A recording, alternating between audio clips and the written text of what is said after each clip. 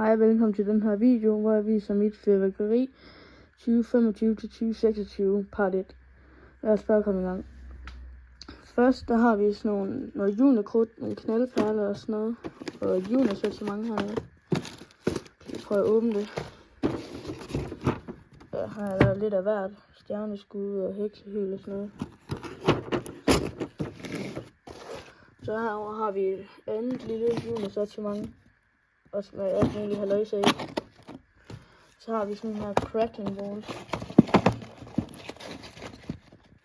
Sådan lidt store. Og så kommer jeg til noget lidt andet. Så har vi en pakke ækvator fra T. Hansen.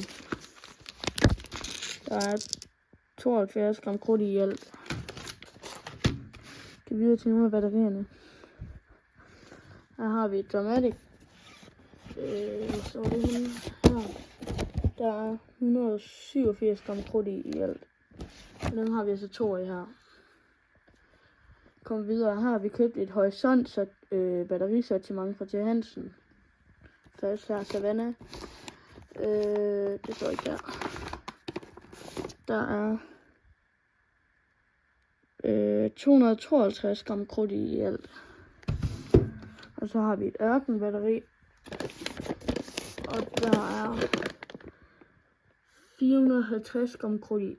Og det er altså 25-30 mm skud. Så kommer vi til isbjerget her. Så det her. Og her er altså 363 gram krudt i alt. Nu kommer til det noget lidt større batterier. Nu er det klokken 12 batterierne. Her har vi et Paris batteri fra Harald Skrald. Så vi se. Står det henne? Der er 1721 gram krudt i alt. Det er en af klokken 12 batterierne, tænker jeg. Lige videre herovre. For det her Dramatic væk.